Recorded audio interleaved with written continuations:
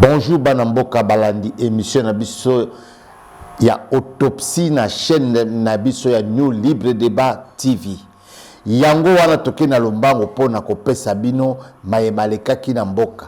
Toko banda liboso na likambo etali lisese na biso ya kolala kolamuka ezali volonté ya Nzambe. Ezali volonté ya Nzambe po Nzambe nda pesaka pema yo fere, Nzambe nda pesaka oyo nyonso tu ya bwanya. Oyo nyonso tu ya malamu nde Nzambe pesaka moto, oyo nyonso tu ya kitoko nde Nzambe pesaka moto. Mena ngonga oyo tozali koloba mingi bakoti sika maliri, balali sika pasi, bazana bomo ite. Mingi basali baksida, bazana nzoto kolongo note. Mais yo na ngai tozali bien, tant tozali bien tutamona kobanga Nzambe, tutambola sembo, to bandenge mokile zali kokende. Yango wana na kena lombango yebisa bino na kamboleka kilobi na discours ya tata mokonzi na salle ya congrès. Asangisaki assemblée nyonso tu na Sénat na congrès yango a prononcé un discours sur l'état de la nation.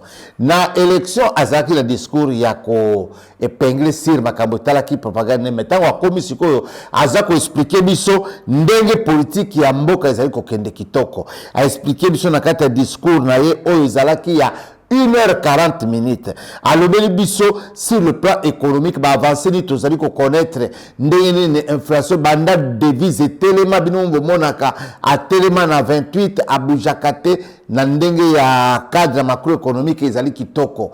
Mboke bungaka kozana na mbonge te a devise ata mati mais le les ali stable ezali bien ezali déjà avancée significative. Alors, biso makambo etali jeunesse, alors biso makambo etali emploi, alors biso makambo etali bilan makambo etali sécurité na makambo etali santé alobeli biso makambo etali pe éducation gratuité ya enseignement makambo etali santé ba gratuité ya maternité alobi makambo surtout oyo ezali kosala na mboka tata mokonza kesu koloba makambo etali sécurité ya est alopela makambo etali bakuluna bazali soki moyen ezali ya kokanga bango ko récupérer bango ko kolisa bango mesala koto mwana mboka Costa Mutambala bi foko boma yango tokela lomba ko samino ke discours le quoi bien à côté ya diplomatie tata mokonzi pa expliquer ndenge ni diplomatie na biso ke bien ndenge ni na conseil de sécurité tozi siège wana malgré bino moko bomona ki bana mboka musuba kana ko tia makelele na salle ya ONU de façon que tous à la éligible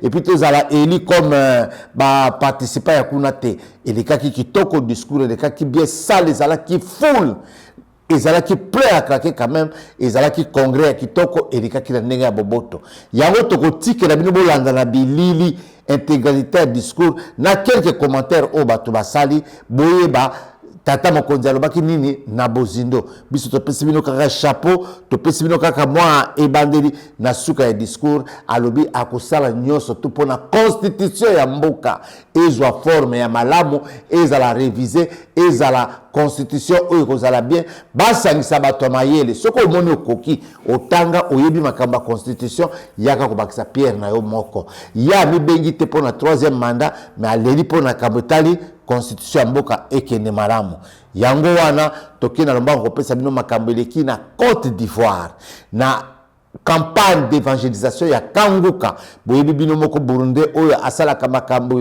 ateyaka Bible bokotana na ba image plus de 300 000 personnes mais so moni motongo modele aza koteya azala bagarde corte azala lolendo te azaka na bonzambe na ye wana nde bengisi bato ebele baza kobika maladi na nzela na ye bato ebele baza kozwa misala kaka na mateya na radio kolanda ye asali campagne d'évangélisation ya 300 000 personnes s'il vous plaît 300 000 personnes ezali kokamata stade de martyr wana fois 3 et que ça la 240 000 personnes pour baxer 60 000 pour ça la 300 000 wana ils allaient compter bon au balandi na ba télévision donc campagne ko kene une affaire ba 5 à 10 millions ya ba vie pour batu balandi yango ebele batu ba prier na ye elongo pour azali ko tambola na ko banga Nzambe pena sembo yango na pona leo to suki wana tozali ka actualité na biso ko kana makambo ya discours na biso boko zwa bino moko na commentaire bato nyoso ba ko pesa biso élément commentaire na bango to ko tsango na émission ezali koya ba pesa biso makanisa ba discours ata mokonzi elekaki ndenge nini yango wana pona leo to suki wana Nzambe abatela bino bisika nyoso to bozali merci on m'a dit que c'est à la fin.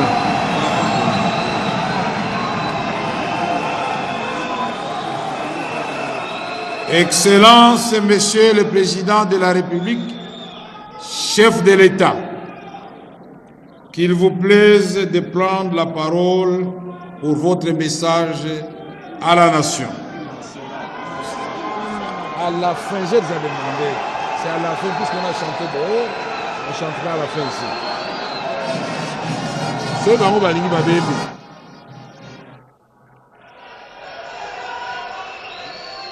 Attendu la partie importante de cette cérémonie. Le président va prendre la parole pour s'adresser à la nation devant les deux chambres du Parlement réunies en congrès. On écoute le garant de la nation.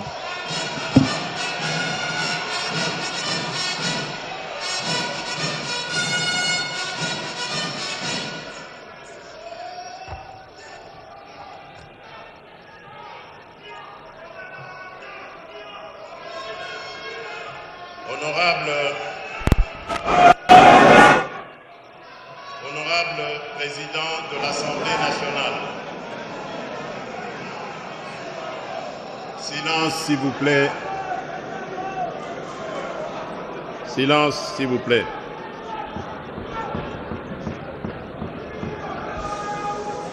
Honorable Président de l'Assemblée nationale, Honorable Président du Sénat, Honorables députés nationaux et sénateurs, distingués invités, Mesdames et Messieurs, mes très chers compatriotes, le 20 janvier 2024, lors de ma prestation de serment pour ce second mandat à la tête de la République démocratique du Congo, j'ai pris devant notre peuple 6 engagements majeurs.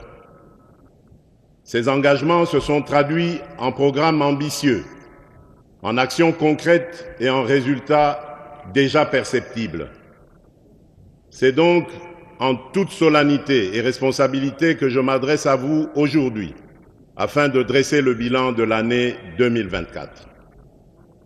Une année où, malgré d'importants défis, nous avons réalisé des progrès notables, accompli des avancées concrètes et démontré une détermination inébranlable à bâtir une République démocratique du Congo plus forte, plus prospère et plus équitable pour tous. Le programme d'action du gouvernement 2024-2028, adopté par cette auguste Assemblée en juin dernier, demeure notre feuille de route. Malgré les secousses de l'économie mondiale et les tensions géopolitiques, notre pays fait preuve d'une résilience exemplaire et s'adapte avec succès aux enjeux contemporains.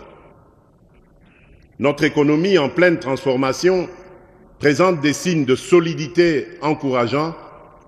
Nous prévoyons cette année une croissance de 6%, un rythme nettement supérieur à la moyenne de 3,8% attendue en Afrique subsaharienne.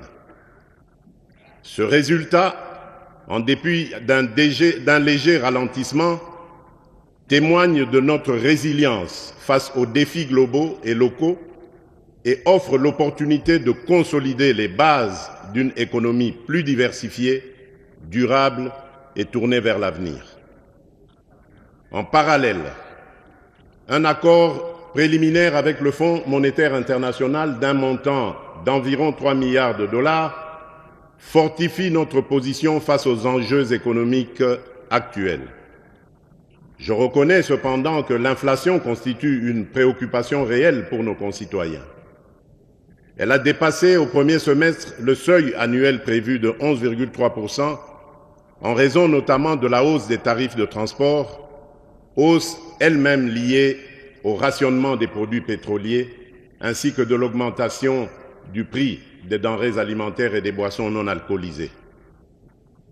Le franc congolais a également subi une dépréciation de 4,2% par rapport au dollar américain depuis la fin décembre 2023, renchérissant les coûts des biens importés et accentuant ainsi la pression inflationniste. Néanmoins, grâce à une gestion rigoureuse de nos finances publiques et à une étroite coordination entre le gouvernement et la Banque centrale du Congo, nous avons stabilisé le taux de change. Au 27 novembre 2024, nos réserves internationales atteignaient 6,117 milliards dollars américains, couvrant 14 semaines d'importation, renforçant ainsi notre capacité à faire face aux incertitudes économiques. Pour répondre aux besoins urgents de la population et soutenir notre croissance économique, nous avons stabilisé le cadre macroéconomique, amélioré l'environnement des affaires et mobilisé des financements à des conditions plus favorables. Ces avancées ont élargi nos marges de trésorerie et permis au Trésor public de financer des projets structurants. Elles ont également relancé, dans le cadre d'un plan d'action accéléré, le financement de projets d'investissement essentiels, notamment le programme local des 145 territoires, le PDL 145T, des infrastructures et voiries de province, ainsi que le développement urbain de Kinshasa. De plus, l'avenant au contrat minier signé avec le groupement d'entreprises chinoises a débloqué des fonds pour entreprendre d'urgence les travaux de voirie de la ville-province de Kinshasa, dont la construction des rocades, la route Mboudi, aéroport de Ndjili, via Kimwenza et Ndjili Brasserie, ainsi que plusieurs routes d'intérêt national. Parmi ces dernières figurent les axes Mbujimai-Nguba via Mweneditu, Kanyama-Kasese-Kalemi via Manono et Luena, Mbujimai-Kabinda-Kindu, Bukavu-Goma, ainsi que la route d'Akula dans le Grand Équateur.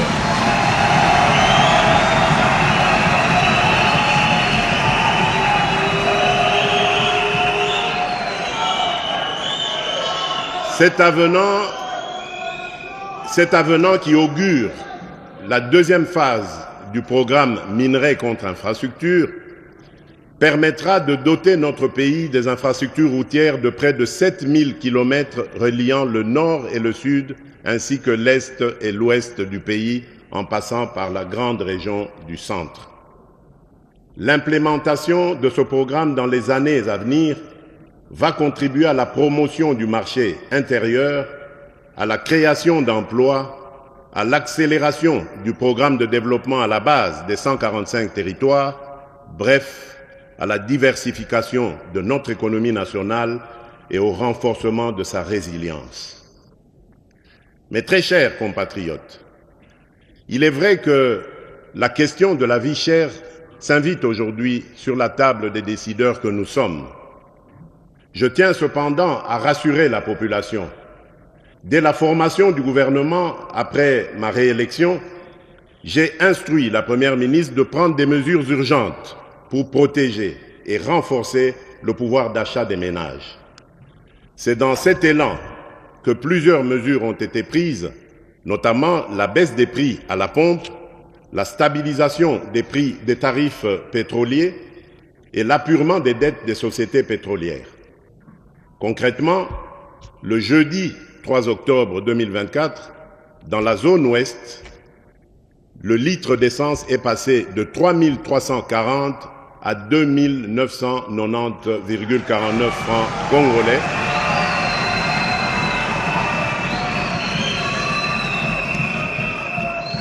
Et celui du gasoil est passé de 3 435 à 2 979,73 francs congolais.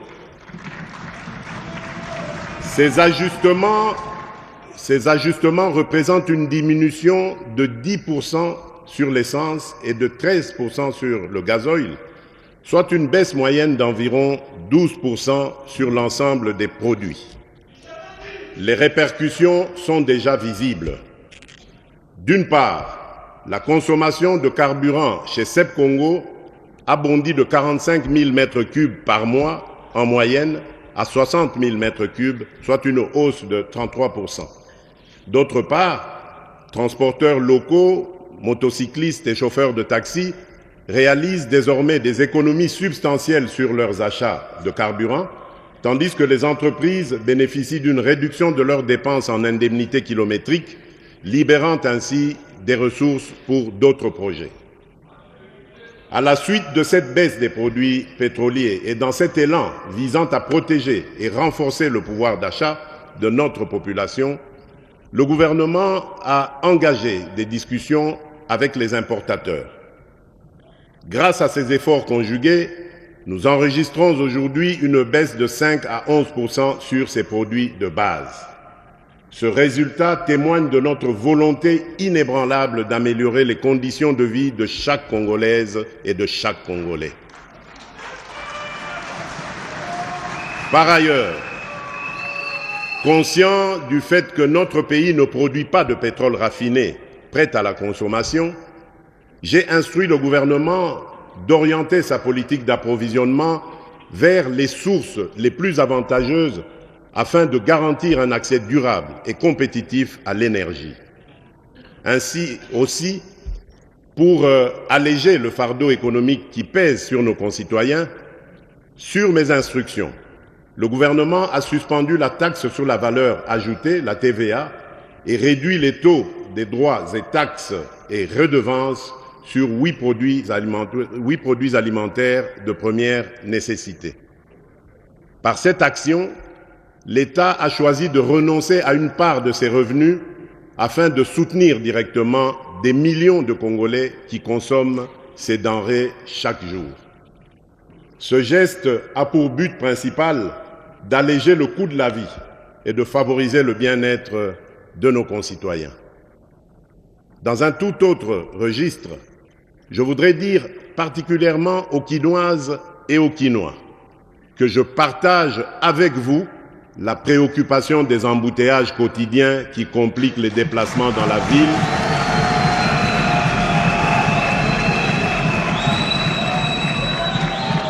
la préoccupation des embouteillages quotidiens qui compliquent les déplacements dans la ville et augmentent le coût de la vie pour nos concitoyens.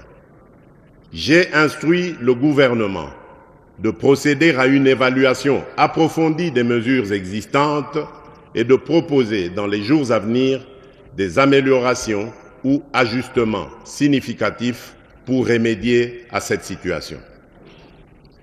Honorable Président de l'Assemblée nationale, honorable Président du Sénat, honorables députés nationaux et sénateurs, distingués invités, Mesdames et Messieurs, mes très chers compatriotes, la République démocratique du Congo s'est dotée du plan national stratégique de développement, le PNSD 2024-2028, un cadre ambitieux pour concrétiser la vision de développement du pays à l'horizon 2050. Cette vision repose sur la valorisation des immenses potentiels de nos secteurs extractifs et agricoles, avec pour objectif de bâtir une économie diversifiée, inclusive et résiliente. Au cœur de cette transformation, le secteur agricole joue un rôle central. Garantir la souveraineté alimentaire, réduire la pauvreté, créer des emplois et renforcer la stabilité macroéconomique. L'agriculture devient ainsi le levier stratégique pour convertir nos richesses naturelles en prospérité durable, permettant enfin au sol de prendre sa revanche sur le sous-sol. Malgré des atouts exceptionnels, près de 80 millions d'hectares de terres arables, une diversité climatique remarquable et l'un des réseaux hydrographiques les plus denses au monde, notre pays peine à révéler pleinement son potentiel agricole. Cette sous-exploitation se traduit par des faibles rendements et une dépendance excessive aux importations alimentaires chiffrée à plus de 3 milliards de dollars américains par an.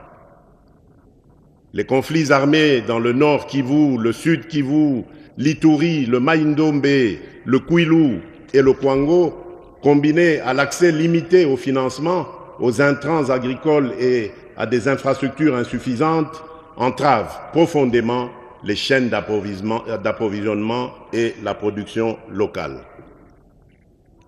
Pour faire face à ces défis, le gouvernement, dans le cadre du programme d'action 2024-2028, a mis en œuvre, dès 2024, des initiatives concrètes visant à redynamiser le secteur agricole.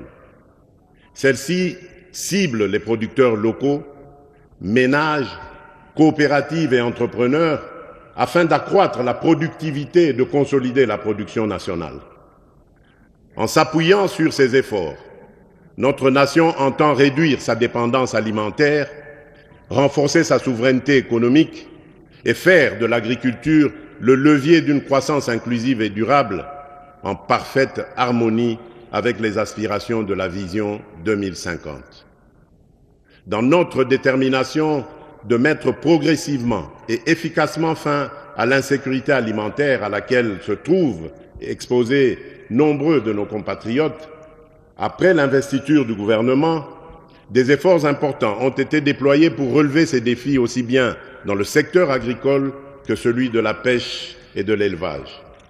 S'agissant de l'agriculture, pour la saison en cours lancée par le gouvernement, il importe de retenir que des agriculteurs ont bénéficié entre autres de 350 tracteurs pour la mécanisation et d'1,5 million de lots de matériel aratoire, de 5 millions de tonnes de semences, de 37 millions de mètres linéaires de boutures de manioc, de 500 tonnes de fertilisants minéraux et de 70 séchoirs à énergie solaire pour maïs.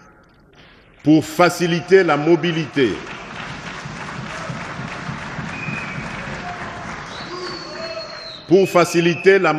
des techniciens et moniteurs agricoles, des motos et des vélos ont été remis afin d'assurer un meilleur encadrement des agriculteurs. Des facilités à titre d'exonération ont été accordées à plus de 200 entreprises pour l'importation de matières agricoles.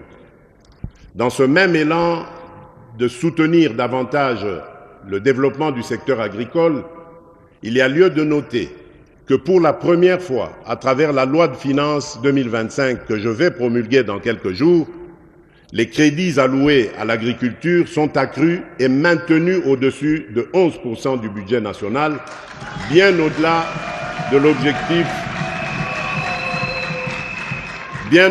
l'objectif fixé dans le cadre des accords de Maputo. Cet accroissement substantiel de l'allocation des financements publics en faveur du secteur agricole témoigne de notre engagement sans faille à créer les conditions nécessaires au développement de ce secteur hautement stratégique pour notre souveraineté. En octobre 2024, dans le cadre de notre coopération avec la Banque africaine de développement, nous avons lancé, par l'entremise du Fonds social de la République démocratique du Congo, le FSRDC, le programme de transformation de l'agriculture, le PTA-RDC, bénéficiant d'un financement de 6,6 milliards de dollars américains sur 10 ans. En outre, avec le soutien financier de la Banque mondiale, je salue la mise en place du Registre national des agriculteurs, l'opérationnalisation d'un système d'assurance agricole face aux risques récurrents, ainsi que l'appui offert à plus de 30 000 ménages agricoles en matière d'accès aux semences et aux équipements aratoires dans le cadre du Programme national de développement agricole, le PNDA. Honorable Président de l'Assemblée nationale, honorable Président du Sénat, honorables députés nationaux et sénateurs, distingués invités, mesdames et messieurs, mes très chers compatriotes, ces interventions mises en œuvre grâce aux ressources externes fournies par ces deux partenaires multilatéraux ainsi que d'autres acteurs, notamment les agences du système des Nations Unies et des partenaires bilatéraux, revêtent une importance cruciale. Elles répondent à la situation particulière de notre pays, en particulier dans les zones gravement affectées par les ravages des guerres et des conflits, ainsi que dans les provinces sévèrement touchées par l'insécurité alimentaire. Dans cette dynamique de redressement et de développement agricole, des initiatives concrètes et prometteuses sont en cours. Ces efforts s'appuient également sur des expériences réussies, telles que celles menées par le service national à Kanyamakasese, dans la province du Haut-Lomami, qui illustre le potentiel d'une approche intégrée et collaborative pour renforcer la production agricole nationale. Lors de ma récente visite à Kanyama-Kasese, j'ai pu mesurer l'ampleur des progrès réalisés. Sur ce site, près de 5000 hectares de maïs ont été emblavés durant la campagne agricole en cours et seront récoltés dès le début de 2025. Avec un rendement prévu de 5 tonnes par hectare, c'est environ 25 000 tonnes de maïs qui s'ajouteront aux 2500 tonnes déjà entreposées. De plus, le cheptel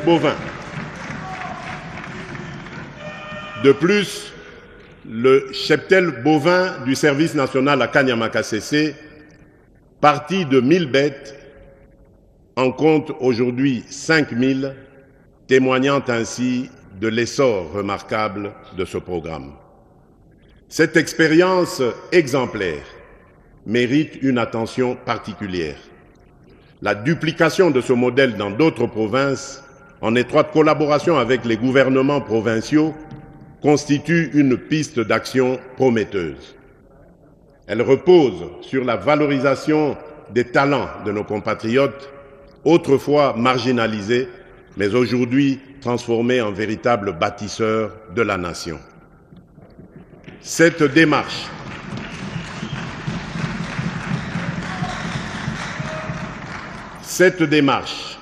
adaptée aux spécificités de chaque région, appelle à une mise en œuvre urgente pour maximiser son impact et répondre efficacement aux défis de notre agriculture.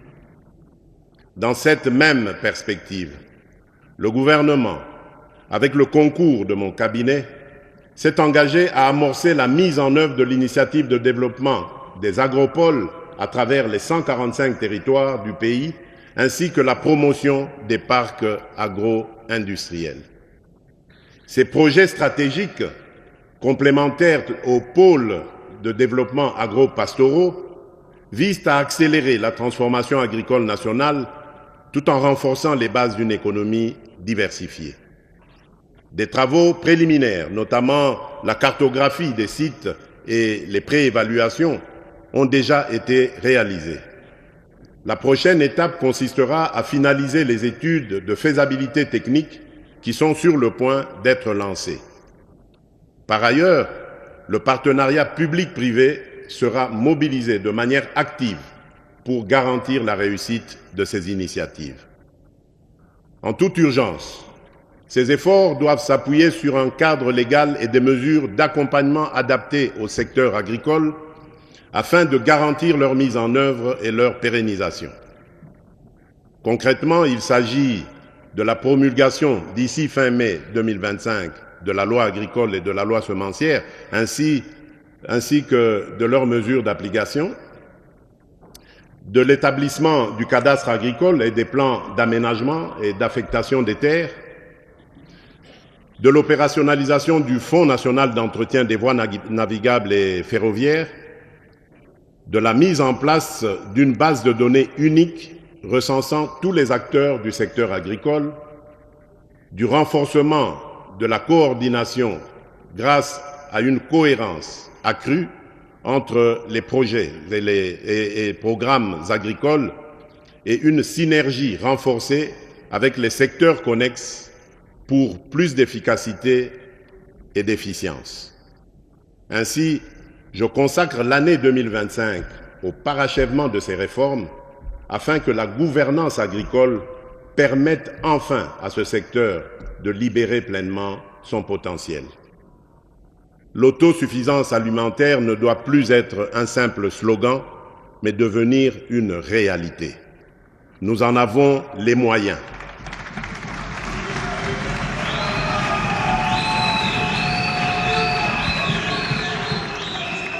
Conscient du rôle crucial de la pêche et de l'élevage dans la diversification de notre économie et la sécurité alimentaire, le gouvernement s'est également engagé dans des réformes structurantes. Pour surmonter les obstacles qui freinent l'augmentation de la production animale et halieutique, le ministère de la Pêche et de l'Élevage a distribué intrants et équipements à des milliers de pêcheurs artisanaux, notamment dans les provinces de la Chopo, du Tanganyika et de Kinshasa, renforçant ainsi leur capacité productive. Poursuivant cette dynamique, le gouvernement a honoré ses engagements concernant l'acquisition de 8 bateaux de pêche industrielle. Les dernières formalités et ajustements techniques seront rapidement achevés afin de les mettre en service dans les meilleurs délais. De plus, pour relancer la filière avicole, un programme ambitieux a été adopté en octobre 2024, prévoyant le développement de 8 pôles à travers le pays. Ces pôles soutiendront les petits éleveurs, les fermes et les PME, consolidant la croissance de ce sous-secteur. Pour assurer la viabilité et maximiser l'impact de ces initiatives, je m'engage à allouer des ressources supplémentaires à l'encadrement, à la professionnalisation et à l'accompagnement des pêcheurs et des éleveurs. Enfin, l'Office national de pêche et d'aquaculture verra ses capacités opérationnelles renforcées afin de mener à bien sa mission au service de notre nation. Honorable Président de l'Assemblée nationale, honorable Président du Sénat, honorables députés nationaux et sénateurs, distingués invités, Mesdames et Messieurs, mes très chers compatriotes, le développement de notre secteur agricole ne se réalisera pleinement que si les conditions indispensables sont réunies dans les zones rurales. À ce titre, l'accélération de la mise en œuvre du programme de développement local des 145 territoires constituera une priorité majeure en 2025. Dans ce cadre, le projet de loi des finances 2025, soumis à l'examen du Parlement, prévoit des ressources substantielles pour des investissements stratégiques. La construction de routes de desserte agricole dans le volet 2, l'installation de réseaux d'eau potable et de microcentrales photovoltaïques dans son volet 3, ainsi que l'aménagement de marchés modernes et d'espaces de vie dans son volet 5, tel que défini dans la composante 1 du dit programme. Par ailleurs, la composante 2 du même programme met l'accent sur le renforcement des économies rurales et des chaînes de valeur, afin d'améliorer la productivité, d'accroître les revenus des ménages et de consolider la sécurité alimentaire. L'aménagement des voies de desserte agricoles en désenclavant et en connectant les bassins de production jouera un rôle clé dans la dynamisation du secteur agricole et dans le bien-être des populations rurales. Pour l'année 2025, avec le gouvernement, je m'engage à réhabiliter 38 000 km de routes de desserte agricole prévues dans le PDL 145T et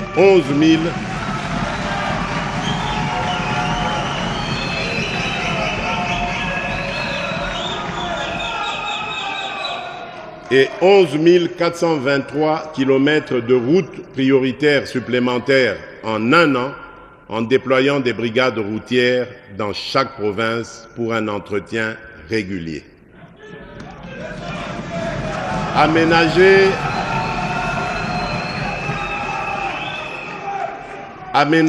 11 432 km de voies navigables destinées à la desserte agricole et construire des entrepôts portuaires adaptés.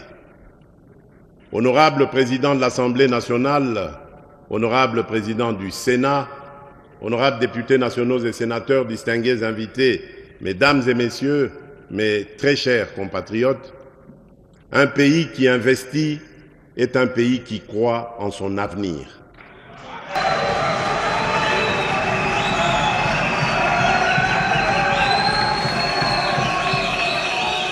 La République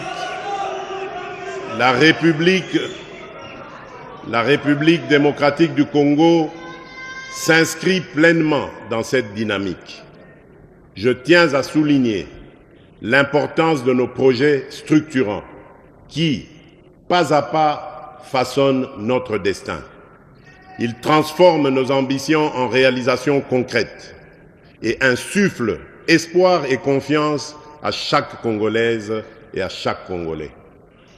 Dans la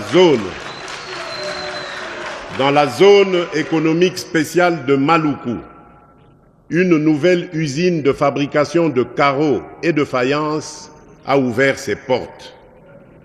Saphir Ceramics DRC SA, puisque c'est d'elle qu'il s'agit, bâti grâce à un premier investissement de 40 millions de dollars, crée plus de 1000 emplois directs et des milliers d'emplois indirects tout en dynamisant l'économie locale. Désormais, nous produisons chaque jour 50 000 mètres carrés de carreaux de qualité à prix compétitif, mettant fin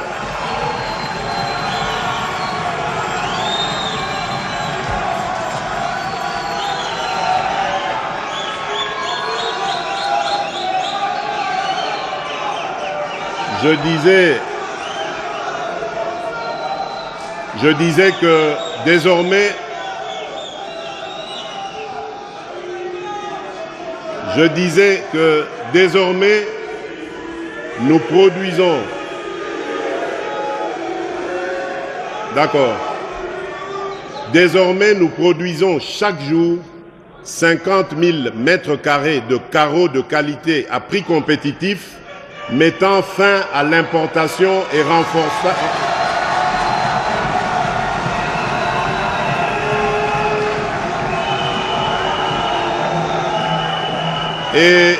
et renforçant ainsi la fierté de consommer congolais. À proximité de là, Varom Beverages RDC SARL, franchise de Pepsi Cola, a lancé la production de boissons gazeuses avec une capacité de 1,2 million de bouteilles par jour. Un premier investissement de 66 millions de dollars, bientôt suivi d'une seconde phase de 46 millions de dollars dans les 6 prochains mois, a permis de créer 530 emplois à ce jour. Cette nouvelle unité génère non seulement des emplois et des recettes fiscales, mais nourrit également la fierté de consommer des produits made in Congo. Et que dire de la relance de la mine de zinc de Kipushi par Kiko?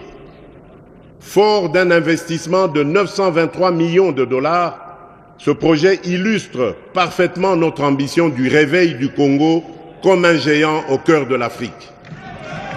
Chaque mois,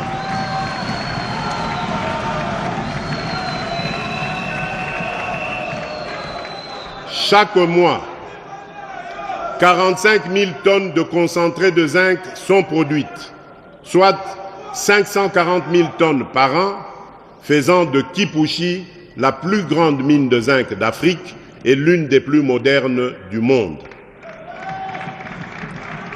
Plus de 900 emplois directs ont déjà été créés, avec une masse salariale annuelle avoisinant 48 millions de dollars, et des projets de transformation locale du zinc sont en cours, ajoutant encore plus de valeur et d'opportunités.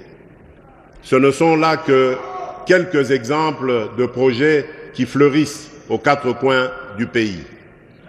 Des routes, des ponts, des écoles, des hôpitaux, sans oublier la modernisation de nos aéroports, Bangboka aujourd'hui et bientôt Kolwezi, Mbujimai, Kananga, Bunia, ainsi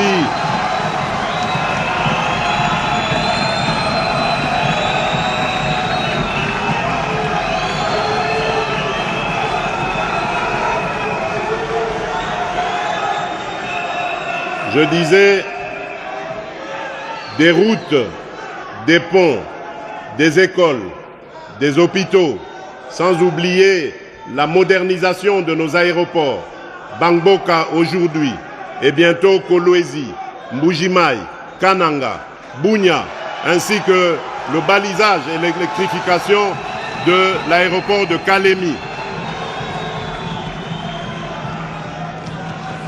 La République démocratique du Congo est un immense chantier un pays en mouvement qui se construit un avenir radieux. Mesdames et messieurs, ce n'est que le début.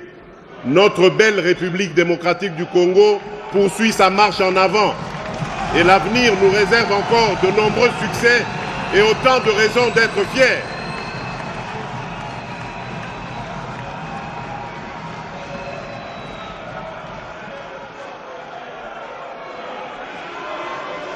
Par ailleurs, la redynamisation de nos entreprises du portefeuille est un impératif pour renforcer leur compétitivité et leur performance. C'est dans ce cadre que nous avons cette année adopté un programme de relance incluant la création d'Air Congo en partenariat avec Ethiopian Airlines, dans laquelle l'État congolais détient 51% des parts, ainsi que la reprise des activités de Congo Airways. En outre, la tenue des États généraux en cours permettra d'adopter des recommandations claires définissant la trajectoire pour relancer l'ensemble de nos entreprises étatiques. Honorable Président de l'Assemblée nationale, Honorable Président du Sénat, honorables députés nationaux et sénateurs, distingués invités, Mesdames et Messieurs, mes très chers compatriotes, la transformation et la diversification socio-économique de notre pays reposent sur le développement d'infrastructures stratégiques dans des secteurs clés tels que les routes, les chemins de fer, le numérique et l'énergie. Dès le début de mon premier mandat, j'ai pris l'engagement de faire du numérique congolais un levier d'intégration et de bonne gouvernance, de croissance économique et de progrès social. Pour réduire la fracture numérique, principalement causée par un déficit d'investissement, nous avons mis en place des incitatifs financiers destinés à attirer davantage d'investisseurs dans le déploiement de la fibre optique. Par ailleurs, nous avons doté nos institutions d'un réseau propriétaire, garantissant une administration publique plus moderne et transparente. De plus, nous avons décidé d'intégrer systématiquement la pose de la fibre optique dans tous les projets de construction et de réhabilitation des routes à travers le pays. À l'horizon 2030, cette initiative permettra à la République démocratique du Congo de se doter de réseaux à large bande interconnectant les grandes régions de notre pays. S'agissant de l'énergie, notre croissance économique durable exige un accès fiable, abordable et pérenne à cette ressource. Elle demeure le moteur de la transformation des matières premières, le socle de l'innovation technologique et un facteur clé de la compétitivité de nos entreprises. En 2024, nous avons franchi d'importantes étapes dans ce domaine. Parmi ces réalisations, nous retenons l'achèvement des travaux de réhabilitation du groupe G25 de la centrale hydroélectrique d'Inga 2, qui devrait produire 1,2 million de mégawattheures supplémentaires, la poursuite de la mise en œuvre du plan directeur 2024-2028 de la SNEL SA, avec la réhabilitation de la ligne en courant continu Inga-Kolwezi, des stations de conversion et des parcs de production. À terme, la capacité de transit passera de 600 MW à 800 MW d'ici début 2025 et à 1105 MW d'ici 2028. La poursuite des travaux et d'extension de la centrale hydroélectrique de la Lungoudi par l'ajout d'un second module de 4 MW qui permettra d'augmenter la capacité de production de 2 MW à 6 MW d'ici octobre 2026, améliorant ainsi l'alimentation en électricité de la ville de Chikapa et l'accès à l'eau potable pour ses habitants. La finalisation des travaux d'électrification dans les localités de Maïdi, Ngeba, Malanga et Katogota ont permis de connecter de nouveaux foyers, transformant le quotidien de milliers de personnes. Les travaux d'installation de nouvelles cabines ainsi que ceux de la remise à niveau du poste de Funa vont permettre de densifier le réseau de la SNEL, impactant directement 62 758 ménages, soit plus de 500 000 personnes, et contribuant à réduire la consommation du bois énergie. Le programme de densification des réseaux électriques du secteur privé au nord et sud Kivu, malgré un contexte sécuritaire difficile dans les agglomérations de Butembo, Beni, Lubero, Rutshuru, Nyiragongo et Goma, a permis d'alimenter 26 000 ménages et petites et moyennes entreprises, soit environ 210 000 personnes. Le démarrage des travaux de réhabilitation sur les groupes G23, G24 et G26 de la centrale d'Inga 2 permettra à terme de produire 2 millions de mégawattheures supplémentaires pour soutenir la demande croissante et améliorer la desserte, la mise en charge des lignes de transport et réseaux de distribution de la centrale de Tubi-Tubidi et la centrale de Mouvo pour l'électrification des villes et agglomérations de Boya, Miabi, Katende, Lusanga, Kabea-Kamwanga et amélioration de la desserte dans la ville de Mbujimaï, la mise en œuvre de 50 projets d'électrification rurale avec Anser, avec un budget à hauteur de 89 millions de dollars. Ces projets permettront de connecter plus de 47 400 ménages et d'alimenter des activités à usage productif d'énergie ainsi que d'autres activités économiques. 9 projets de construction de centrales solaires sont en cours d'exécution à Bongandanga, Bassankusu, la périphérie de Mbujimaï, la périphérie de Kananga, Uvira, Luebo, Chilenge, Katanda et Mweka. La fin des travaux est prévue pour cette fin d'année 2024.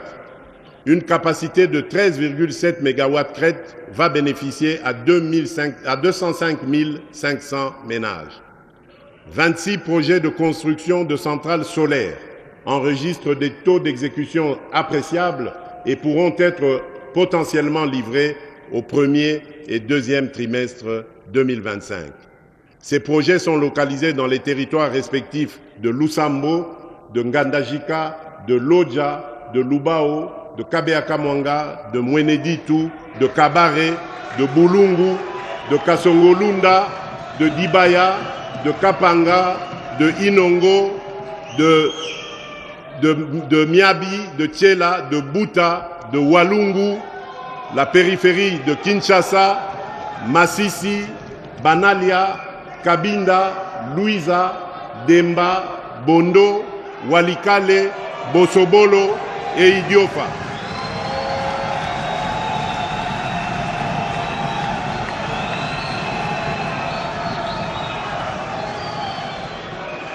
Pour une capacité de 15,9 MW qui vont bénéficier à plus de 238 875 ménages. En matière de desserte en eau, le bilan de l'année 2024 est porteur de progrès significatifs. En milieu semi-urbain, les projets d'alimentation en eau potable et d'assainissement à Kasangulu, Lissala, Chikapa ont permis à près de 1,3 million de personnes d'accéder à des services essentiels. En milieu urbain, à Kinshasa, Lubumbashi et Matadi, les efforts déployés ont offert l'accès à l'eau potable à plus de 3,1 millions de personnes. À Kinshasa, la mise en service du module 2 de l'usine de traitement d'eau d'Ozone, avec une capacité de 110 000 m3 par jour, a permis d'étendre l'accès à l'eau potable à 1,8 million de personnes supplémentaires. Ces avancées marquent des étapes cruciales vers l'amélioration des conditions de vie de nos populations et renforcent notre engagement à garantir un accès équitable aux ressources essentielles. Honorable Président de l'Assemblée nationale, Honorable Président du Sénat, honorables députés et sénateurs, distingués invités, mesdames et messieurs, mes très chers compatriotes, la modernisation de la fonction publique demeure un pilier essentiel de nos réformes pour renforcer la gouvernance et améliorer l'efficacité de l'administration publique. C'est un enjeu crucial pour répondre aux attentes de nos citoyens et accompagner les priorités nationales. Un État fort et prospère repose sur des hommes et des femmes intègres, porteurs d'un sens élevé du devoir. La qualité de ses ressources humaines est le socle de son efficacité, car c'est à travers elle que l'État agit, inspire le respect et se rend utile. Je tiens à exprimer ma satisfaction pour les avancées réalisées depuis le début de mon premier mandat dans le domaine de l'administration et de la fonction publique. Parmi les progrès significatifs, je citerai l'identification biométrique des fonctionnaires, qui a permis pour la première fois dans l'histoire de notre pays de publier des annuaires alphabétiques et numériques des agents des services centraux et des divisions urbaines de Kinshasa. Cette initiative, qui s'étendra à toutes les catégories socio-professionnelles, vise une meilleure maîtrise des effectifs et de la masse salariale, tout en éliminant les doublons, les agents fictifs et les abus qui saignent nos finances publiques depuis des décennies. La rationalisation des services publics, avec la fixation progressive de cadres et structures organiques pour supprimer les chevauchements et les conflits d'attribution, optimisant ainsi leur fonctionnement, la fluidification des départs à la retraite, soutenue par un nouveau système de sécurité sociale attractif et efficace.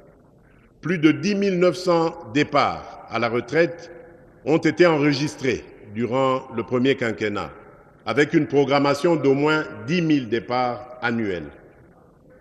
Cette démarche apporte dignité et reconnaissance aux anciens serviteurs de l'État. L'alignement des fonctionnaires non mécanisés, grâce auquel plus de 171 000 agents, parfois en service depuis plusieurs décennies, ont été intégrés au système de paie. L'amélioration des conditions socio-professionnelles par le renforcement du dialogue, la discipline, la dématérialisation des procédures, les promotions en grade, la refonte du cadre juridique et l'amélioration progressive des salaires et des conditions de travail. Ces réformes traduisent notre engagement à bâtir une administration structurée, capable d'offrir des services publics de qualité. La prochaine étape consistera à mettre en place une nouvelle politique salariale, juste et équitable, garantissant à chaque agent, où qu'il se trouve, un salaire digne et en adéquation avec sa catégorie d'emploi et ses mérites. Aucune discrimination, aucune inégalité manifeste ne devra subsister. Honorable Président de l'Assemblée nationale, Honorable Président du Sénat, honorables députés nationaux et sénateurs, distingués invités, mesdames et messieurs, mes très chers compatriotes. Depuis le lancement officiel de la couverture santé universelle, le 5 septembre 2023, avec un premier paquet de soins consacré à la gratuité de la prise en charge des femmes enceintes et des nouveau-nés, le gouvernement a poursuivi sa mise en œuvre en 2024. À l'aide de fonds propres et du soutien de partenaires, près de 57 millions de dollars ont été alloués pour démarrer ce programme à Kinshasa et dans le Congo central. Grâce à un financement supplémentaire de 73 millions de dollars obtenu via la restructuration du programme multisectoriel de nutrition et de santé, appuyé par la Banque mondiale, le programme a été étendu à 11 autres provinces, couvrant désormais une grande partie du pays. La revue de la première année de gratuité des accouchements révèle des résultats très encourageants.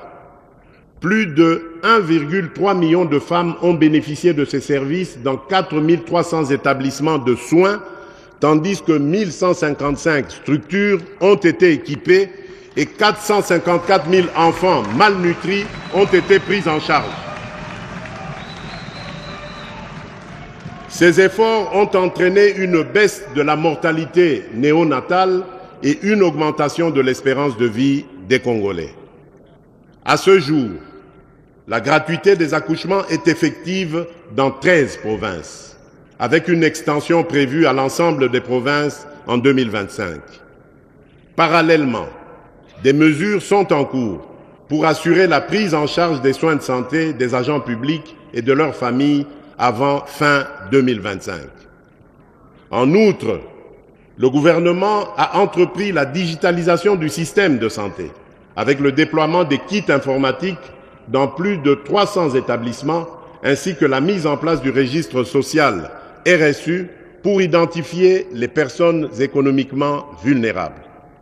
Ce projet, en phase pilote, a déjà enregistré 413 341 personnes, soit 78 739 ménages dans 6 provinces, avec une cible supplémentaire de 31 500 ménages vulnérables dans la commune de Limete à Kinshasa.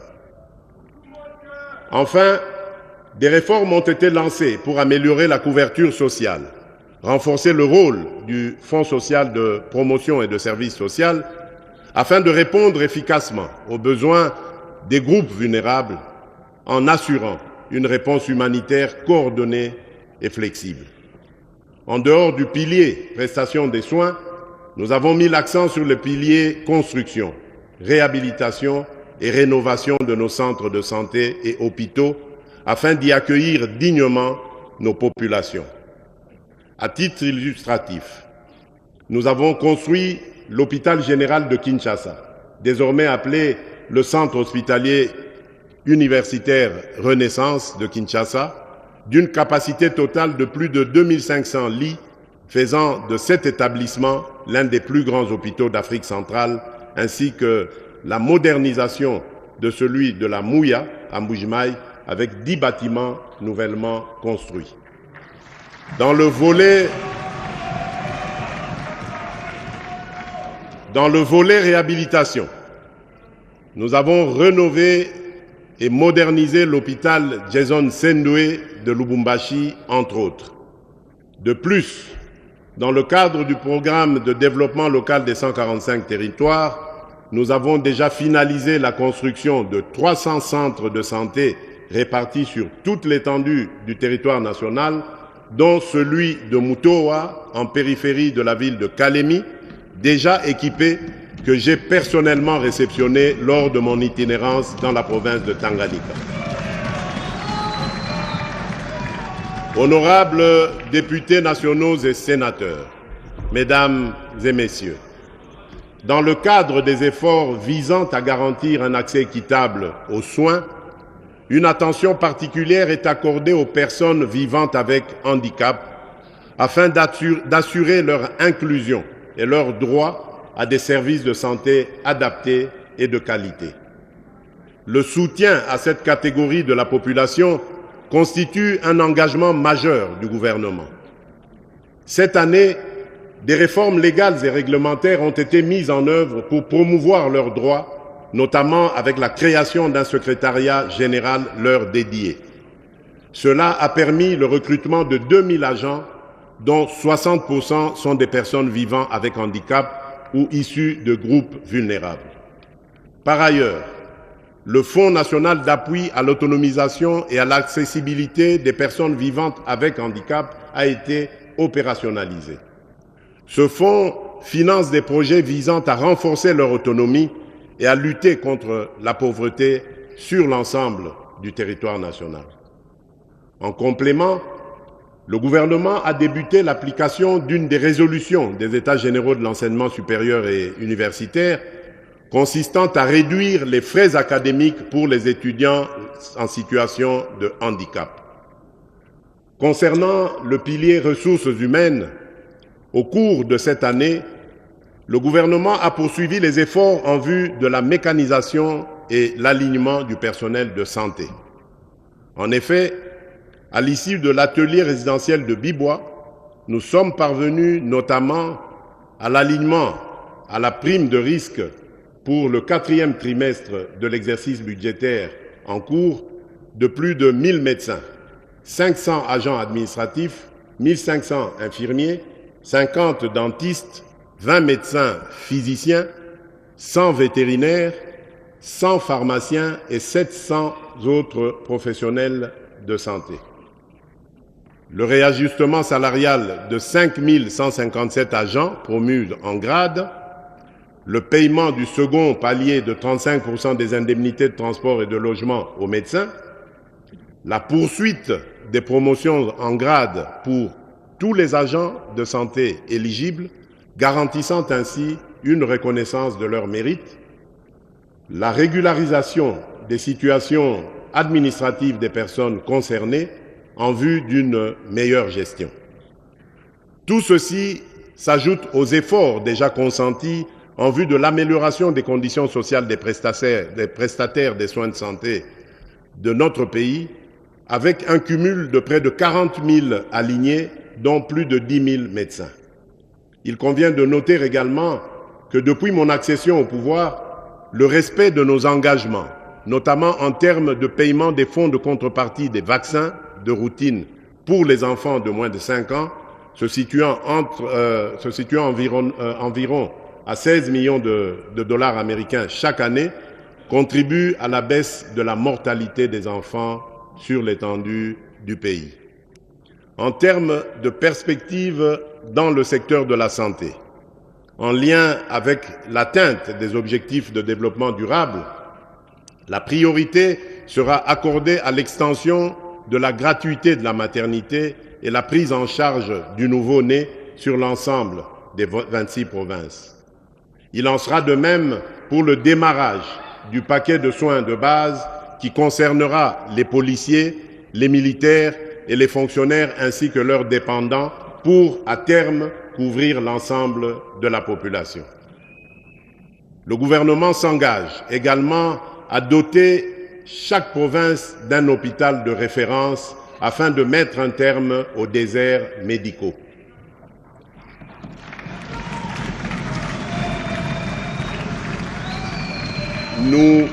Nous poursuivrons nos efforts sans relâche pour construire un système de santé robuste et résilient, apte à prévenir, préparer et répondre efficacement aux grandes endémies et épidémies telles que le Mpox, le choléra, la tuberculose, le VIH-Sida, le paludisme, les fièvres hémorragiques virales, les infections respiratoires et plus récemment une maladie inconnue affectant la province du Kwango. Nous nous engageons aussi à investir dans la production locale de médicaments, de vaccins et d'autres intrants de santé afin de mieux gérer les crises récurrentes, réduire notre dépendance aux importations massives et créer, ce faisant, plusieurs milliers d'emplois pour notre jeunesse. Toujours dans le registre de prise en charge, nous avons initié le projet d'appui au bien-être alternatif des enfants et jeunes impliqués dans la chaîne d'approvisionnement du cobalt, le PABEA Cobalt, dans les provinces du Haut-Katanga et du Lualaba. Ce projet vise à éradiquer la présence et le travail des enfants dans les mines artisanales de cobalt.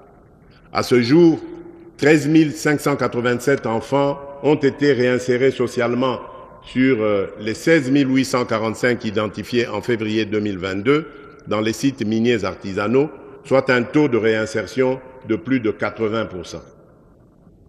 Honorable Président de l'Assemblée nationale, Honorable Président du Sénat, Honorables députés nationaux et sénateurs, distingués invités, Mesdames et Messieurs, mes très chers compatriotes, au-delà des préoccupations liées à la santé, la préservation de l'environnement s'impose comme une priorité stratégique indispensable à la qualité de vie des populations et à la pérennité des ressources naturelles. Les forêts, la biodiversité, les ressources minérales et hydriques figurent parmi les principaux atouts naturels de notre pays, conférant ainsi à la République démocratique du Congo un positionnement économique et géopolitique unique face aux crises environnementales mondiales. La gestion durable de ces ressources, en réponse aux engagements internationaux, représente un impératif pour assurer le bien-être des populations actuelles et des générations futures. La nécessité de convertir ce potentiel en richesse réelle appelle à des efforts accrus et à l'abandon d'une vision limitée aux seules potentialités. Dans cette optique, des réformes significatives ont été engagées, notamment l'organisation des États généraux des forêts, dont les conclusions serviront de base à l'élaboration d'une politique forestière nationale et à l'actualisation du Code forestier. Parallèlement, un processus d'élaboration d'un plan stratégique pour la gestion durable des tourbières a été lancé, visant à protéger cette ressource naturelle tout en générant des bénéfices pour le pays. En outre, le projet de création d'une aire protégée communautaire de plus d'un demi-million de kilomètres carrés, dénommé Couloir vert Kivu-Kinshasa, marque un engagement supplémentaire en faveur de la conservation. Destiné à devenir la plus vaste aire protégée au monde, ce couloir vert contribue aux objectifs internationaux tels que l'initiative 30x30 et le défi de Bonn. Ce couloir vise à préserver et à restaurer les forêts tropicales humides, les tourbières et d'autres écosystèmes cruciaux, tout en favorisant l'agriculture de conservation, indispensable à la résilience climatique et au développement durable. Tout en saluant les différentes initiatives en cours, j'appelle le gouvernement à accélérer la mise en œuvre des réformes engagées en vue de doter notre pays des meilleurs instruments juridiques, institutionnels, politiques ainsi que des normes environnementales indispensables à la gestion responsable de nos écosystèmes. Honorables députés nationaux et sénateurs, mesdames et messieurs, lors de la COP29 sur le climat tenue à Bakou en Azerbaïdjan, les pays développés ont pris l'engagement de mobiliser annuellement d'ici 2035 300 milliards de dollars américains pour financer des initiatives climatiques dans les pays en développement. Pour permettre aux pays de tirer pleinement parti de ces financements, des réformes structurelles s'avèrent indispensables. L'amélioration de la capacité d'absorption des financements climatiques passe notamment par une évaluation et une actualisation rapide de la contribution déterminée au niveau national, la CDN, afin de mieux identifier les besoins en adaptation au changement climatique et de diversifier les sources de financement disponibles. La mobilisation effective du secteur privé constitue également une priorité stratégique incontournable. À cet effet, la République démocratique du Congo est appelée à initier des réformes visant à mettre en place des mécanismes stratégiques et juridiques pour la gestion des risques climatiques et le verdissement du système financier congolais. Ces efforts incluent la traçabilité budgétaire des financements climatiques ainsi qu'une participation active à la structuration et à la régulation du marché du carbone qui devient une nécessité absolue. Par ailleurs, le renforcement du cadre de coordination et d'orientation de l'aide au développement ainsi que de la finance climatique figure parmi les priorités majeures du gouvernement pour l'année 2025. Ces initiatives visent à aligner les ambitions climatiques du pays avec les opportunités de financement international, tout en assurant une gestion durable et transparente des ressources mobilisées dans la continuité des efforts pour préserver l'environnement et garantir un développement durable. La gestion des déchets émerge comme un enjeu central nécessitant des actions concrètes pour réduire leur impact sur les écosystèmes et améliorer les conditions de vie des populations. Ainsi, depuis le mois d'août dernier, nous avons lancé le programme de gestion des déchets d'équipements électriques, électroniques et pneumatiques, le DEEP, pour financer les opérations d'assainissement à travers le pays, grâce à la perception de l'éco-contribution auprès de tous les importateurs de ces types d'équipements vers notre pays.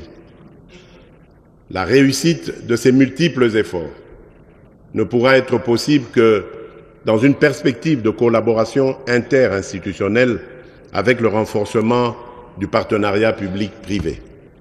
Ceci nous permettra d'assurer la valorisation à grande échelle de ces déchets et de créer ainsi un modèle d'économie circulaire dans notre pays.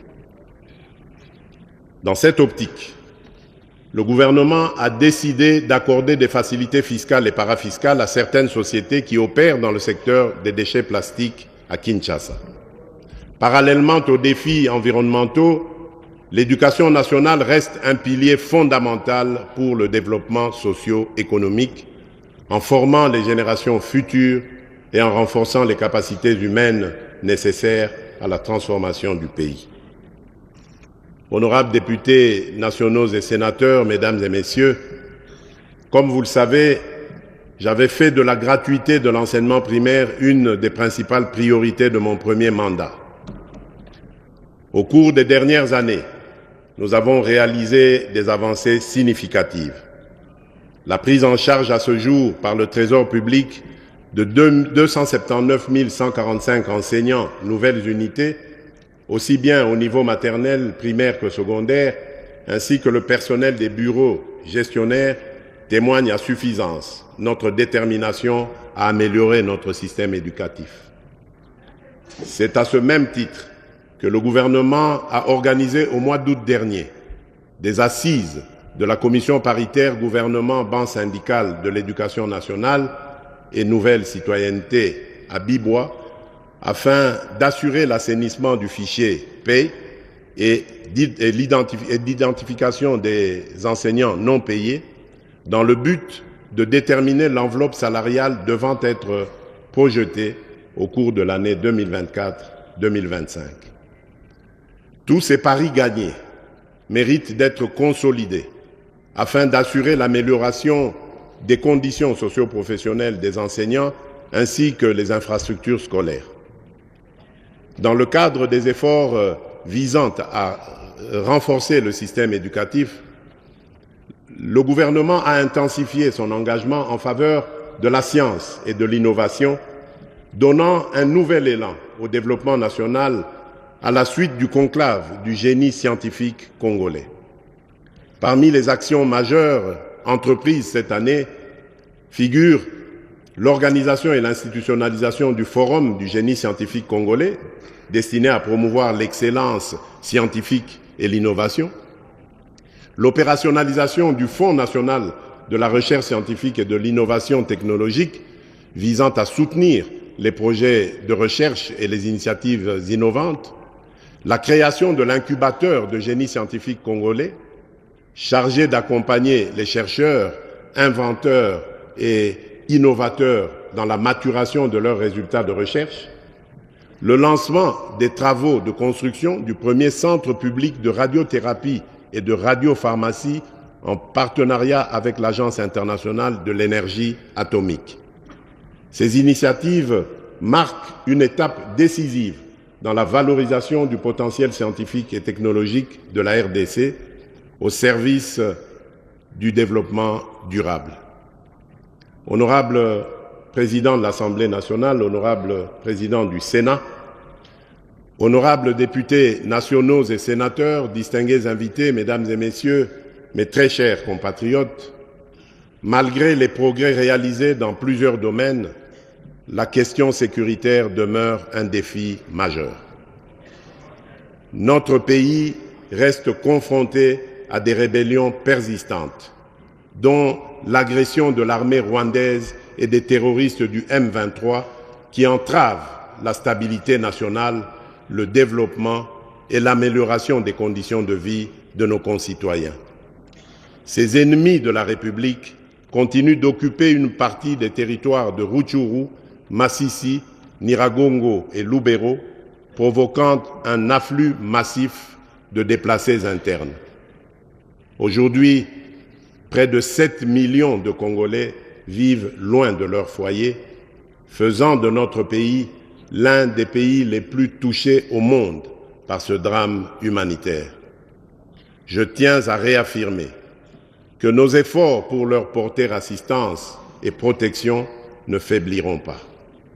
Grâce à la détermination de nos forces armées et au soutien de la communauté de développement de l'Afrique australe, la SADC, nous avons repoussé les agresseurs et leurs supplétifs qui comptaient sur une victoire facile et immédiate.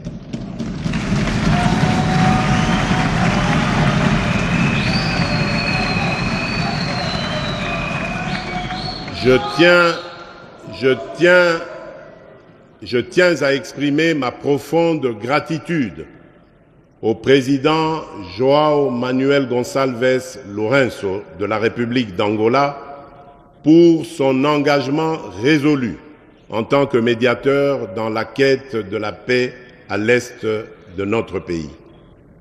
Je remercie également la SADC qui vient de renouveler d'une année le mandat de sa mission en République démocratique du Congo, la SAMI d'IRC, témoignant ainsi de son attachement aux principes de sécurité collective et de son appui dans le processus de pacification. L'opérationnalisation du plan de programmation militaire lancé l'an dernier et poursuivi cette année rendra nos forces armées plus efficaces sur le terrain.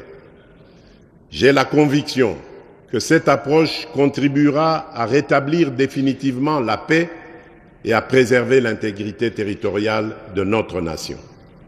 C'est ici l'occasion de saluer la mémoire de nos vaillants militaires, des forces de résistance, les Wazalendo, et des soldats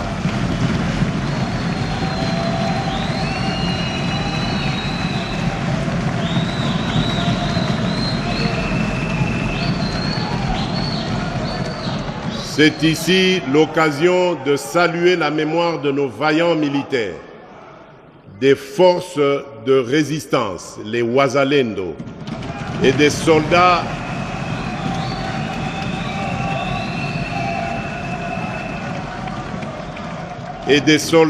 de pays amis tombés pour défendre l'intégrité de notre territoire, ainsi que celle de tous nos compatriotes injustement fauchés par la guerre, la violence, la maladie ou les calamités naturelles. En leur honneur, je vous invite à vous lever et à observer un moment de recueillement.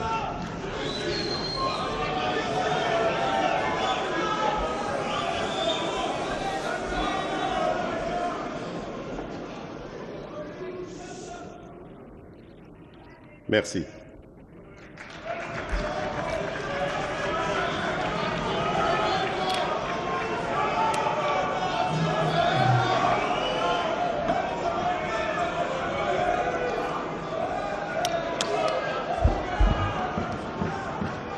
Honorables députés nationaux et sénateurs, mesdames et messieurs, au-delà des déplacements massifs de population provoqués par la guerre, un phénomène alarmant s'observe.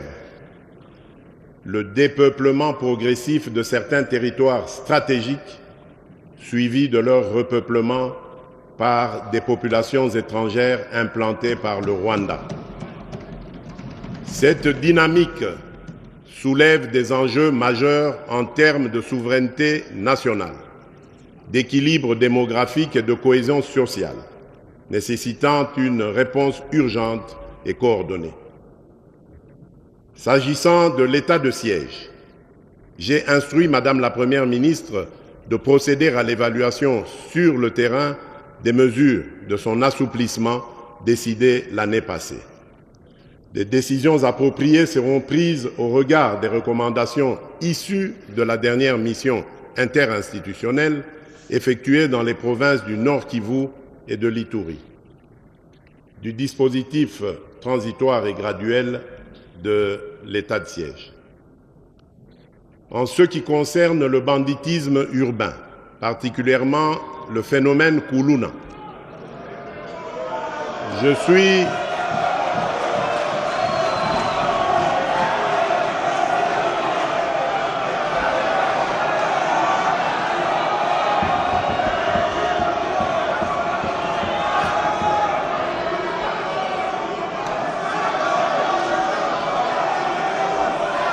en ce qui concerne le banditisme urbain, particulièrement le phénomène Kuluna.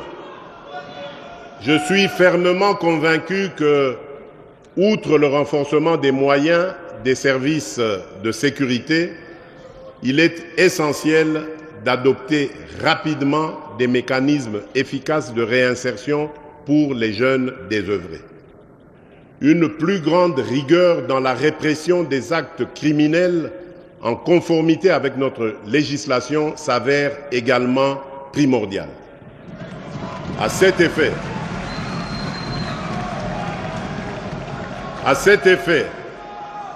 le gouvernement a lancé le processus de dotation en matériel roulant à la police nationale et aux administrations et aux administrateurs de territoire pour leur itinérance. Aussi, dans le cadre de la participation directe des citoyens à la gouvernance sécuritaire, il a été mis en place des comités locaux et provinciaux de sécurité. Ce processus a déjà permis l'élaboration pour la ville de Kinshasa des plans locaux de sécurité dans les communes de Kisenso, Matete, Bumbu, Lingwala, Ngaba, alors que ceux des communes de Makala, Kimbanseke, Njili, Selembao, Massina sont en cours d'élaboration.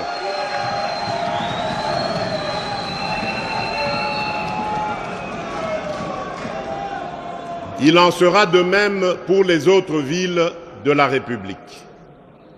Une expérience inspirante a été mise en œuvre à Kanyamakasese, où les Kuluna ont été transformés en bâtisseurs. Au lieu de les considérer uniquement comme des criminels, le gouvernement a choisi d'engager ces jeunes dans des projets de développement communautaire. En les intégrant dans des initiatives constructives, nous avons non seulement réduit la criminalité, mais également redonné un sens à leur vie en leur offrant des opportunités de travail et de réinsertion sociale. Toutefois, l'État restera intraitable face à ceux qui tourneront le dos aux opportunités de réinsertion sociale offertes. Face à eux, la loi s'appliquera dans toute sa rigueur. Honorables députés nationaux et sénateurs, honorables députés nationaux et sénateurs, mesdames et messieurs, s'agissant toujours de la question de la sécurité, il est essentiel de relever particulièrement que le domaine des affaires coutumières, l'une des sources non négligeables de certains conflits susceptibles de générer de l'insécurité à grande échelle, doit aussi attirer l'attention du gouvernement. Au cours de l'année écoulée, le gouvernement a entrepris plusieurs initiatives pour assainir ce secteur afin d'anticiper sur les conflits. Parmi ces initiatives, on peut noter le lancement d'une vaste opération pour résorber les crises nées des litiges d'origine coutumière. Une politique nationale de prévention et de règlement des conflits coutumiers a été validée le 13 octobre 2024, marquant le début des réformes importantes, y compris le renouvellement des commissions consultatives de règlement des conflits coutumiers à travers le pays. La tenue des audiences foraines à Kinshasa les 4 et 5 novembre 2024 et à Goma le 14 novembre 2024 pour traiter les conflits coutumiers et communautaires. Ces initiatives se poursuivront dans d'autres provinces par le ministère en charge de la question. Les activités de médiation et de réconciliation menées à ce jour dans les provinces du Sud Kivu, du Mai-Ndombe, de la Chopo et du Tanganyika, en vue de pacifier les zones touchées par des conflits intercommunautaires, la certification des entités coutumières pour contribuer à la régulation de leur administration et à la mise en place de données fiables pour la gestion de ce secteur, la reconnaissance des chefs coutumiers par la signature d'arrêtés ministériels collectifs en vue de renforcer la sécurité juridique et rétablir l'autorité de l'État, le projet pilote de reconnaissance et régularisation de plus de 350 chefs coutumiers au Haut-Ouélé, envoyant un signal fort aux autres provinces sur l'engagement du gouvernement à toucher toutes les entités coutumières, la protection et la promotion des droits des peuples autochtones qui demeurent une priorité dans notre programme. Les affaires coutumières sont un pilier de notre société et un vecteur de paix. En renforçant le rôle des chefs coutumiers et en améliorant la gestion des affaires coutumières, nous contribuerons à la stabilité de notre pays et à la cohésion de nos communautés. Mes chers compatriotes, autant avec l'arrivée des éleveurs Mbororo dans le Haut-Ouélé en quête de pâturage qu'avec les diverses communautés ethniques dont regorge notre pays, le contrôle des terres est un problème qui a engendré des tensions entre les communautés locales, exacerbées par des conflits liés aux ressources et des actes de pillage. Pour répondre à cette situation, le gouvernement a initié plusieurs actions, notamment le dialogue intercommunautaire, le renforcement de la sécurité, la mise en place de programmes d'intégration, la sensibilisation aux droits et devoirs. Ces mesures visent à apaiser les tensions et à instaurer une coexistence durable entre les communautés visiteuses et les populations locales, tout en garantissant la sécurité et l'équité pour toutes les parties concernées. Honorable Président de l'Assemblée nationale, Honorable Président du Sénat, honorables députés et sénateurs, distingués invités, Mesdames et Messieurs, mes très chers compatriotes, l'un des leviers essentiels pour assurer efficacement la sécurité des personnes et de leurs biens, tout en protégeant les investissements et en favorisant la croissance économique, est la justice. Fidèle aux dispositions de notre Constitution et épaulé par nombre de nos compatriotes qui œuvrent souvent au péril de leur vie, je n'ai jamais ménagé mes efforts pour instaurer un véritable état de droit. Nous partageons l'objectif de disposer d'un appareil judiciaire solide, apte à mettre fin à l'impunité et à garantir l'égalité de tous devant la loi.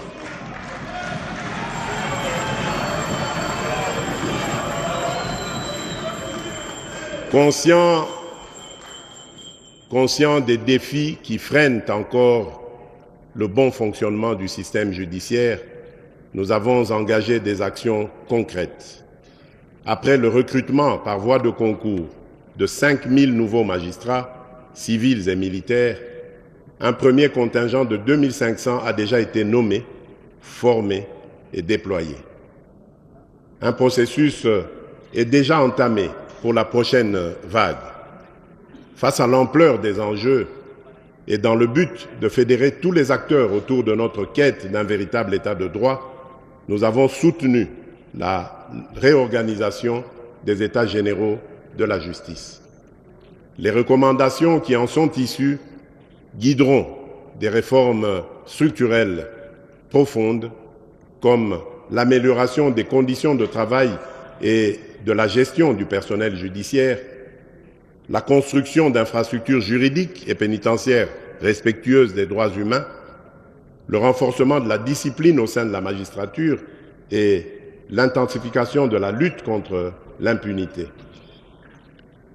Honorable Président de l'Assemblée nationale, honorable Président du Sénat, honorables députés nationaux et sénateurs, distingués invités, Mesdames et Messieurs, mes très chers compatriotes, face aux défis sécuritaires persistants, la diplomatie joue un rôle crucial en mobilisant le soutien international, en renforçant les partenariats régionaux et en plaidant pour des solutions durables aux crises qui affectent le pays.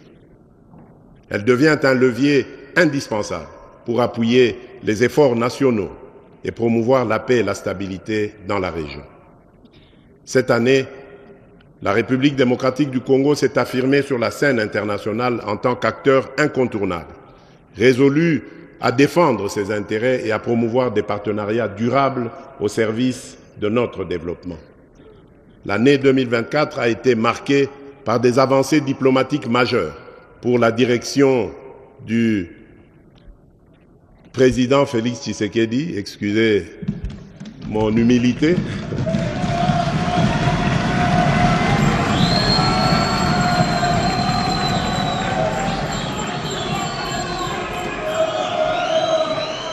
Reflétant l'engagement de la République démocratique du Congo à promouvoir ses intérêts stratégiques sur les scènes régionales, continentales et internationales. Notre élection au Conseil des droits de l'homme des Nations Unies, suivie de notre candidature imminente au Conseil de sécurité comme membre non permanent, témoigne de la reconnaissance internationale de notre engagement pour la paix et les droits humains et nous offre une tribune privilégiée pour promouvoir et défendre les droits humains.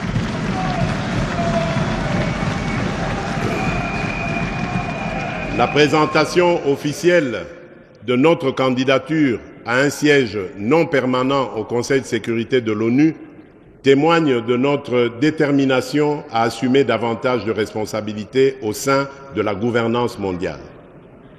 Notre adhésion au Conseil de paix et de sécurité de l'Union africaine a renforcé la position stratégique de la République démocratique du Congo dans la résolution des conflits africains. En ce qui concerne la MONUSCO, l'adoption d'un plan progressif de retrait priorisant le Sud Kivu, le Tanganyika et l'Ituri marque une nouvelle étape pour une sécurité nationale pleinement assurée. Au Tchad, la médiation conduite par notre pays a favorisé un processus électoral inclusif et le retour des opposants politiques, consolidant ainsi notre rôle de catalyseur de paix en Afrique.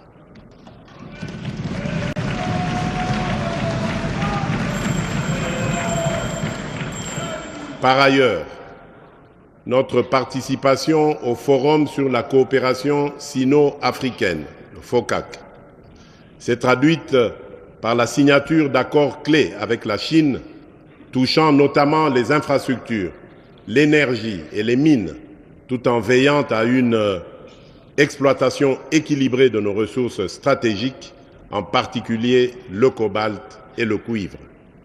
Enfin, la conclusion d'un protocole d'accord multilatéral pour le développement du corridor de Lobito, reliant la République démocratique du Congo, l'Angola et la Zambie, ouvrira de nouvelles perspectives de connectivité régionale et stimulera nos échanges économiques. Ces accomplissements ne sont pas de simples distinctions. Ils reflètent notre ambition de participer activement à la construction d'un monde plus juste et plus solidaire. Nos partenariats militaires avec les Nations Unies, notamment à travers la MONUSCO, visent à garantir une transition sécuritaire ordonnée et durable. Par ailleurs, la présidence congolaise du Conseil de paix et de sécurité de l'Union africaine a permis de plaider pour une vision panafricaine de paix et de solidarité. Honorable président de l'Assemblée nationale, honorable président du Sénat, honorables députés nationaux et sénateurs réunis en congrès, mes chers compatriotes, dans le cadre des efforts pour renforcer la cohésion sociale et promouvoir le développement humain, les secteurs de la culture, du genre, de la jeunesse, des sports et du tourisme occupe une place essentielle parce que contribuant à l'épanouissement des citoyens et à la valorisation des richesses de notre pays. En inscrivant la création de plus d'emplois en priorité de mes engagements pour le second quinquennat, mon ambition était d'ouvrir très largement le champ d'opportunités à la main-d'œuvre locale, essentiellement composée de jeunes. Pour ainsi atteindre ce noble objectif, de nombreuses initiatives courageuses et des actions encourageantes ont été entreprises en faveur de la jeunesse à travers l'action du gouvernement. Il y a lieu de noter la mécanisation de plusieurs jeunes parmi les agents nouvellement alignés à la paye en 2024 dans le cadre du programme de rajeunissement de l'administration publique et de la magistrature. Conscient du rôle que doit jouer davantage cette jeunesse en faveur du développement de notre pays et au regard des enjeux de l'heure, j'avais résolu de requalifier les attributions du ministère lui dédié en ministère de la jeunesse et de l'éveil patriotique. Loin d'être une simple indication, cette attribution exprime ma volonté de donner à la jeunesse la place qui est la sienne, notamment dans la préservation de l'intégrité territoriale et le respect des droits des citoyens. Chers jeunes, dire non aux sollicitations des ennemis de notre nation, dénoncer des complices de la souffrance imposée à notre peuple par nos agresseurs et barrer la route aux manipulateurs, c'est ça même le sens de l'éveil patriotique.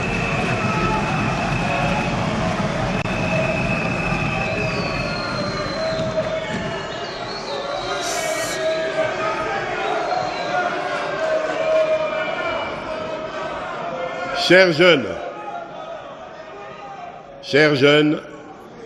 dire non aux sollicitations des ennemis de notre nation, dénoncer les complices de la souffrance imposée à notre peuple par nos agresseurs et barrer la route aux manipulateurs, c'est ça même le sens de l'éveil patriotique.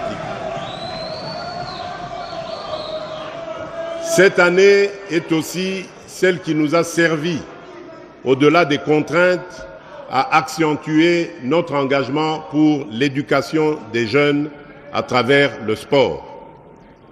Ainsi, pour activer le réveil du sport congolais, plusieurs disciplines ont reçu le soutien du gouvernement central et de la population en général, donnant une énergie supplémentaire aux athlètes qui composent nos équipes nationales et nos clubs.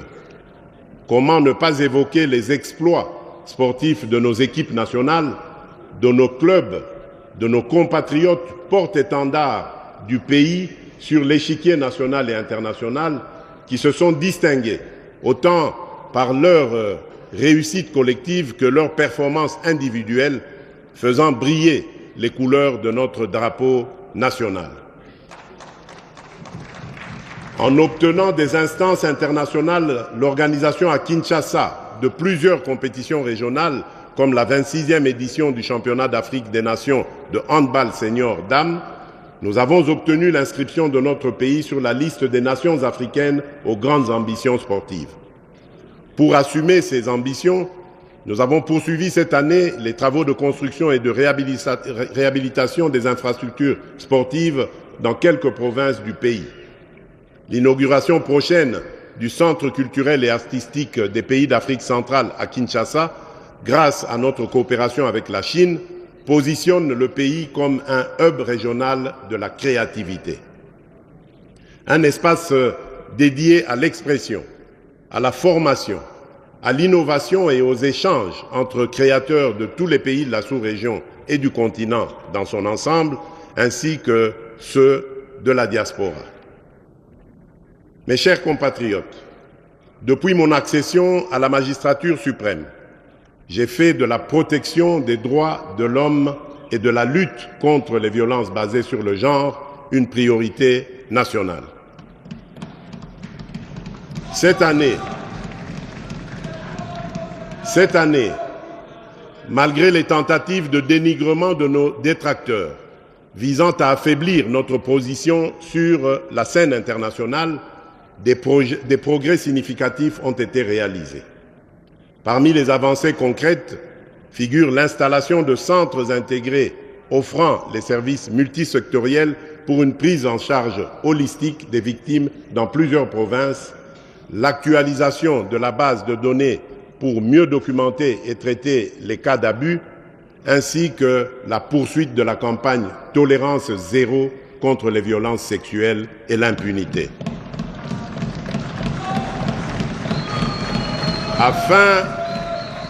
Afin de renforcer le cadre normatif en matière de justice transitionnelle, conformément à nos engagements internationaux, 3 documents majeurs ont été transmis au gouvernement pour examen.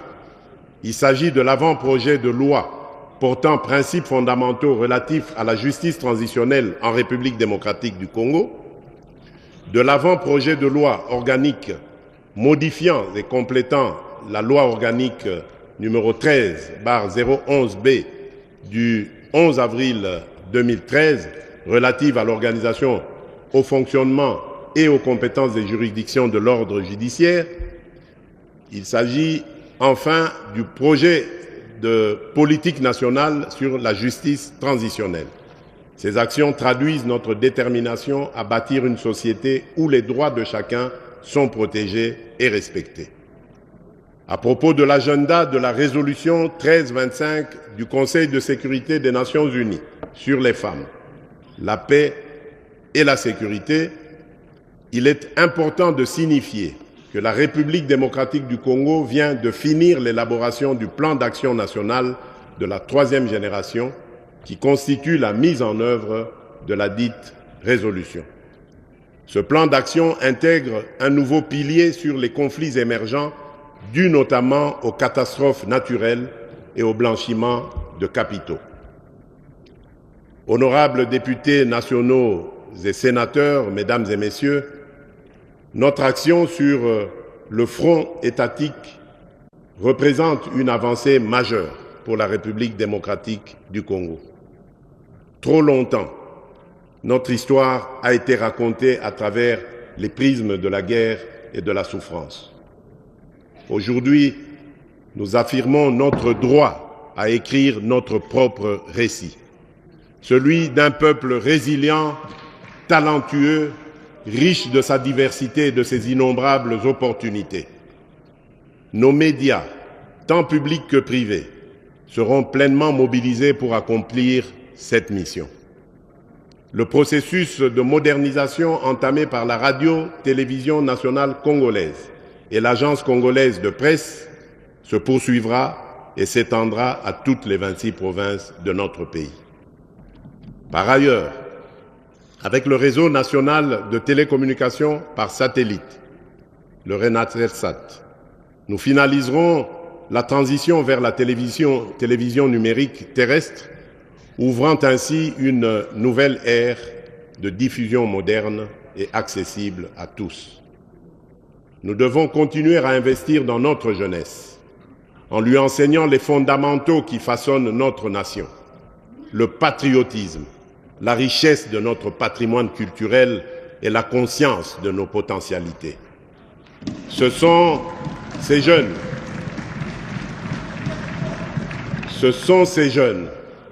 nos éclaireurs, qui porteront demain le récit inspirant de notre pays. Par ailleurs, face à la menace croissante des fake news, nous poursuivrons la mise en œuvre des réformes du secteur des médias et de la communication, conformément à l'agenda établi lors des États généraux de la communication et des médias. L'Union nationale de la presse du Congo, revitalisée, et le Conseil supérieur de l'audiovisuel et de la communication, le CESAC, travailleront ensemble pour garantir un paysage médiatique professionnel, libre et démocratique.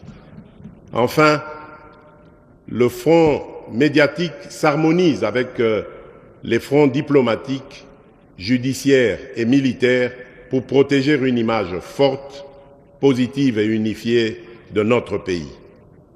Nous restons fermement engagés, car maîtriser notre récit et notre image est une condition essentielle de notre souveraineté, de notre dignité et de notre prospérité collective.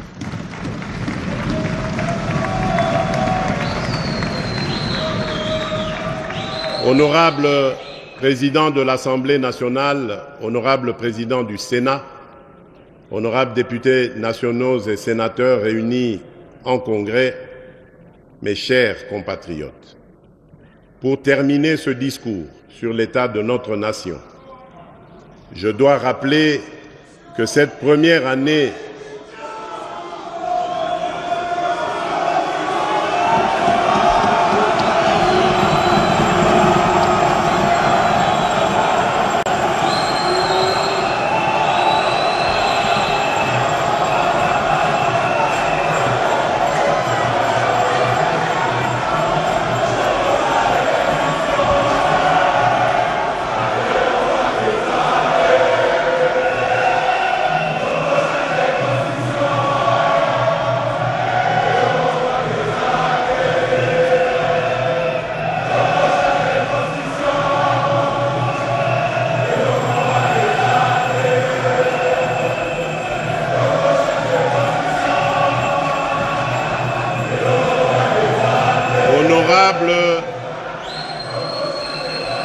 Honorable Président de l'Assemblée nationale, Honorable Président du Sénat, Honorables députés et sénateurs réunis en Congrès,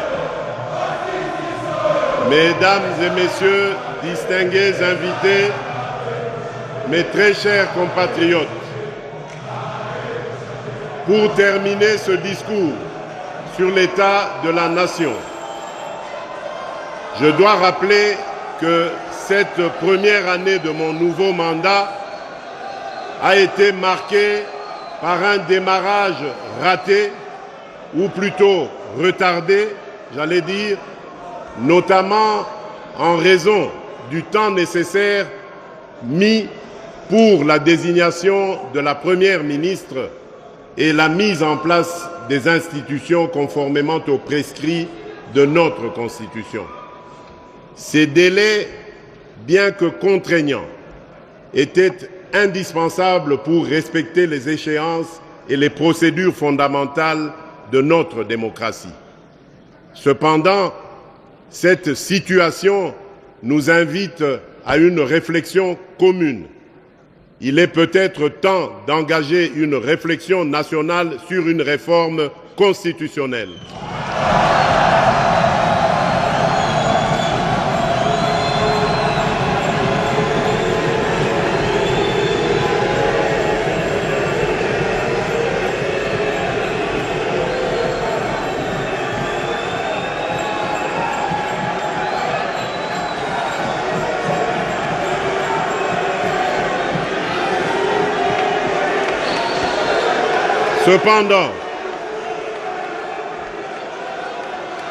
Cependant, cette situation nous invite à une réflexion commune.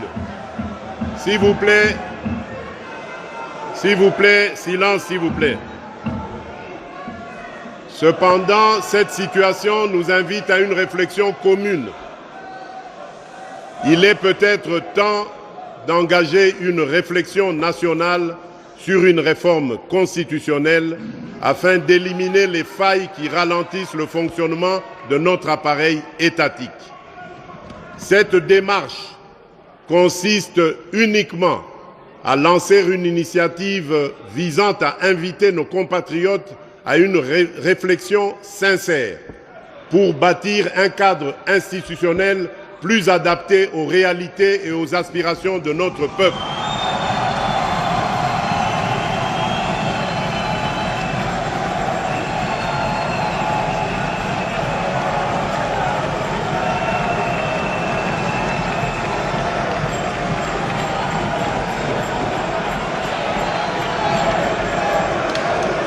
Je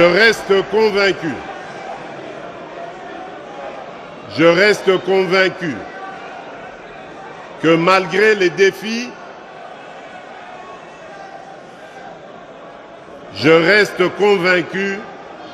que malgré les défis, unis, nous pouvons transformer nos potentialités en richesses réelles, nos faiblesses en force et notre diversité en un facteur de cohésion. À tous, je voudrais redire, tout est possible à celui qui rêve, ose et n'abandonne pas.